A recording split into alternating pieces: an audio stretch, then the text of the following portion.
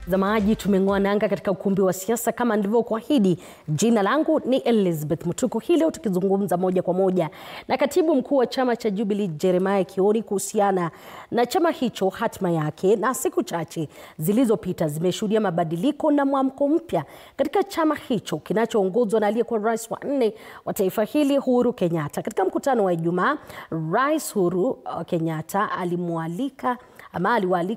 aliwamulika baadhi ya wanasiasa katika chama hicho kwa kumtusi aliyekuwa naibu wa rais Rigathi Gachagua. Kuna baadhi ya walio ndani ya chama hicho kusalia katika muungano wa upinzani baada ya Uhuru Kenyatta, ila wengine wanataka kujiondoa. Hii leo tunazungumza na katibu mkuu Jeremiah Kioni wa chama cha Jubilee, lakini kwanza ningependa tusikie sauti aliyozungumza rais mstaafu Uhuru Kenyatta wakati ambapo alikuwa anahutubia kikao cha Jubilee kuhusiana na masuala ya chama hicho na jinsi ambavyo angependa kwenda mbele. Na niye Kioni Secretary General nigukwira kule nie maundu macio ma hindi ciothe guthoma mutandao andu ndioi na aroiga arugamirire Jubilee mararu Gachagua na ku araru more onge ni ndikwenda maundu macio magikodi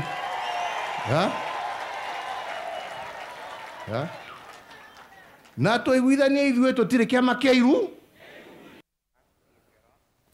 Bila shaka ndio hivyo, ni sauti yake rais mstaafu, rais wa taifa hili Uhuru Kenyatta kuhusiana na chama hicho, japo amezungumza kwa lugha ya Kikuyu, lakini pia kuna matamshi hayo ambayo yamewekwa kwenye kiwambo chako. Kauli yako siku zote ni kwa 22047.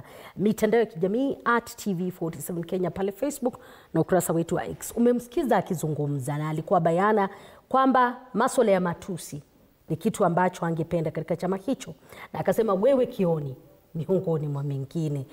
Ni sisi tulimuelewa au unasema nini kuhusiana na hiki? Unajua tangu tufanye uchaguzi wa 2022 tumekuwa katika safari. Yes. Na mimi nimekuwa hapa mara mingi nikiwaambia zile shida ambazo tumekuwa tukipitia kama Jubilee, kwa sababu kuna wale waliamua kutupeleka kotini kwa mambo ya kujaribu kuchukua chama. Na wao ni watu ambao wanajulikana, na tumekuwa na NDC sasa tumekuwa na NDC mara 3 ndani ya miaka 5. Na kuna haujaona chama kingine tangu 1963 chama ambacho kimeweza kuwa na NDC 3 times in 5 years. Yes. Na NDC yetu ya 3 ilikuwa tarehe 26 mwezi wa 9 kule Jockey Club. Na ukikumbuka ile hotuba ambayo ama yale ule mwelekeo tulipata kule kutoka kwa party leader wetu, ilikuwa mambo mengi kuhusu katiba yetu, kuhusu kuhakikisha kwamba tumeandikisha chama upya, ama tumeweka recruitment drive. Na pia kulikuwa na mambo mengi zaidi ya hayo. Ilikuwa pia mambo ya kuhakikisha kwamba tuko na structures. Na baadaye tukakuwa na NEC meeting, na NEC ilikuwa tarehe 30 mwezi wa 10.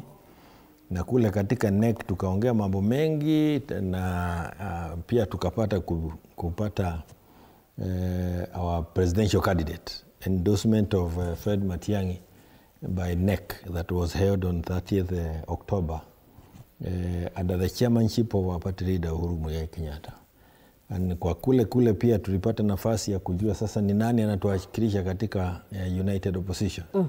Na ni vizuri ujua kwamba Jubilee ndio chama ya pekee ambayo imeandika barua na kusema ya kwamba katika United Opposition where we are committed, sisi pia we have now officially the person who represents us in our sitting ni Fred Okengo Matiang'i. Ila kabla sijafika ila kabla sijafika hapo, huu mkutano ambao ulikuwa juzi, Rais Kenyatta, rais mstaafu Uhuru Kenyatta alionekana kugadhabishwa zaidi na kauli na semi za baadhi yenu kufikisha hapo. Na tukasema kwamba lazima tuwe na siku ya kulaunch kwenda kasa za recruitment drive, na ndio hiyo tukakuwa kule Murang'a on the 7th of November. Ilikuwa Friday, Na kati ya mambo mengine mengi ambayo tunafanya kwa ofisi ni kwamba now we needed a communication. Unajua wakati miaka 3 tumeletewa shida na watu wote kwa vyama, watu wote ambao walikuwa wengine ni wana Jubilee, wengine ni watu kutoka nje. Our structures were not functioning.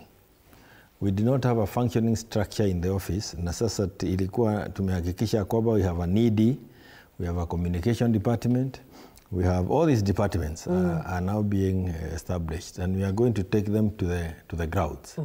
Kwa hivyo lile jambo pengine Patrida alikuwa anaguzia ni our ability to communicate. Na sasa tunajua kwamba communication must be coming from one person, the spokesman wa chama. Na kama the day after tomorrow we are having a retreat ya watu wetu ambao are involved in communication, so that we can now agree on this is the narrative and this is the way to communicate.